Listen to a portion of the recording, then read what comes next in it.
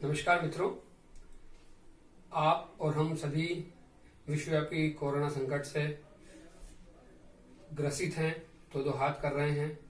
पूरा देश इसमें एकजुट है। अब चूंकि हम दिन भर अपने घरों में हैं, तो हर व्यक्ति अपने अपने स्तर पर कुछ न कुछ एक्टिविटी कर रहा है, कुछ पॉजिटिव काम कर रहा है। मेरे मन में भी आया कि कुछ नया किया जाए। आप इस बोर्ड पे देख रहे होंगे महाभारत का चक्रव्यूह। मित्रों, अभी हम में से कई लोग दूरदर्शन का जो धारावाहिक है महाभारत वो देख रहे हैं। उसमें अब आने वाले समय में बहुत भयानक प्रसंग आने वाला है और वो है चक्रव्यूह का। इसमें आपको और मालूम ही होगा कि किस प्रकार अर्जुन के पुत्र अभिमन्यु को विपक्ष ने यानी कौरव की सेना ने विद्वेषपूर्ण रूप से घेर कर उसको मारा था। यह महाभारत का एक बहुत बड़ा टर्निंग पॉइंट था कि उसके बाद अर्जुन ने प्रतिज्ञा लेकर आगे जाकर पूरे कौरवों का आगे जाकर विनाश किया। अर्जुन और पूरे पांडवों ने। आपने से कई लोगों ने YouTube है और क्रोम अन्य माध्यमों से महाभारत के चक्रव्यूह के बारे में सुना होगा, देखा भी होगा। उसकी रचना में 7 चक्र होते थे, जैसे आप देख रहे हैं यहाँ 7 चक्र बने हुए हैं।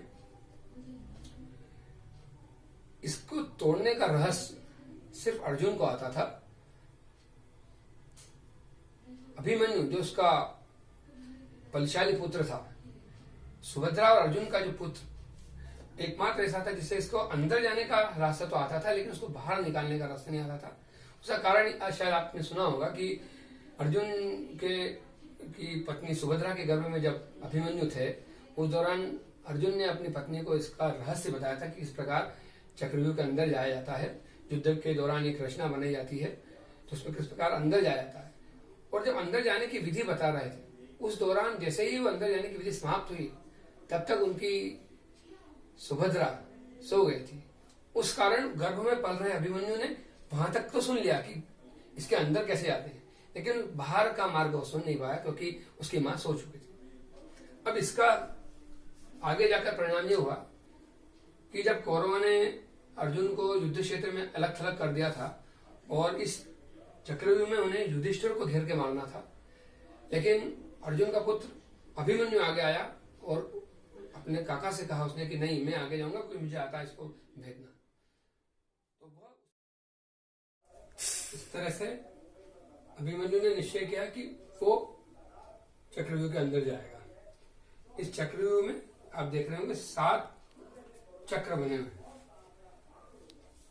और इस पूरे चक्रव्यूह पे सब सैनिक खड़े हुए थे और सारे धुरंधर योद्धा हैं, जैसे कि द्रोणाचार्य, कृपाचार्य, दुर्योधन इत्यादि। और सबसे बड़ा जो विद्वेष जिसने किया था वो जयद्रथ। इसने क्या करा था, जैसे अभिमन्यु इस प्रवेश मार्ग से अंदर घुसा, उसके बाद उसने उसको दरवाजा बंद कर लिया था उसका। अभिमन्यु किस प्रकार से अंदर प्रवेश किया अभिमन्यु ने, अब मैं आपको दिखाना चाहूंगा। ये प्रवेश मार्ग, ये आप उसको देखते जाएं। धीरे धीरे धीरे अंदर जैसे जैसे अंदर प्रवेश करते जा रहा था, पीछे सैनिक उसको कवर करते जा रहे थे, तो उसका रास्ता बंद करते जा रहे, ब्लॉक करते जा रहे थे। धीरे धीरे धीरे अंदर जाता गया। जैसे जैसे आगे बढ़ रहा था, इसको ब्लॉक करते जा रहे थे। धीरे धीरे धीरे आगे बढ़ता गया। बेचारा वो घिर रहा था। वो बहुत जबरदस्त तरीके से युद्ध लड़ रहा था। और आपको शायद मालूम होगा कि उसकी उस समय जो उम्र थी मात्र 16 वर्ष का था अभिमन्यु। कौरवों को लगा था कि हम इसको चुटकियों में परास्त कर देंगे, लेकिन उन सब कौरवों की सेना को पसीना आ गया था। लेकिन छल कपट के माध्यम से आखिरकार उसको पूरी तरह से घेर लिया। और अभिमन्यु अंदर जाते जैसे ही अंदर तक पहुंचा, उस लगभग सब तरफ से घिरा गया था। उसको आखिर उसने पहिया उठा लिया था, उसके जो रथ का पहिया भी टूट गया था, पूरा विध्वंस कर दिया था। उसके जो भी अस्त्र शस्त्र सब बेचारा अस्त्रहीन हो गया था। तो अंत में उसने पहिया भी अपने हाथ में उठा लिया था और उसको सबने घेर के मार दिया। इस तरह से उसकी बड़ी नृशंस हत्या हुई थी। अब इसकी दूसरी बात, ये तो हुआ चक्रव्यूह के बारे में इतिहास उसका। अब आइए मित्रों, हम इसके निर्माण की बात करें। मुझे लगता है कि आप में से शायद ही किसी को इसके निर्माण के बारे में विशेष जानकारी होगी।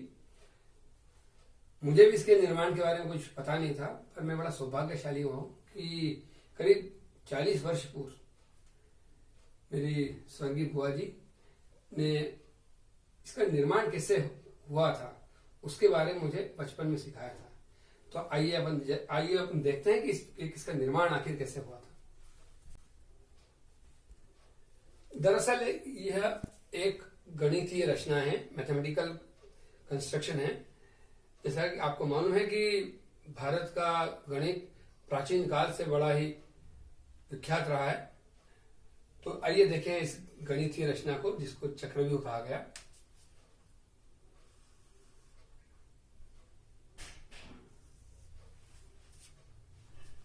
एक प्लस का साइन दिख रहा है आपको।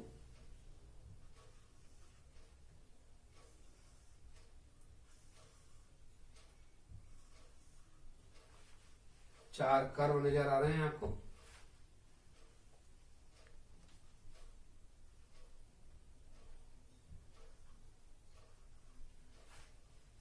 इनमें बराबर 4 बिंदु दिख रहे हैं। एक सिमेट्रिकल फिगर आपको नजर आ रहा है।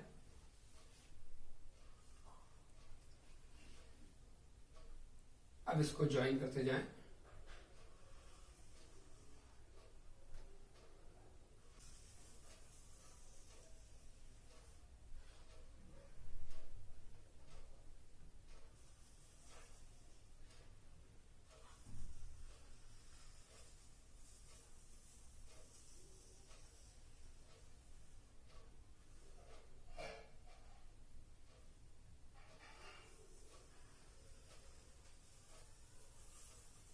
इस तरह से यह आपका चक्रव्यूह बन जाता है।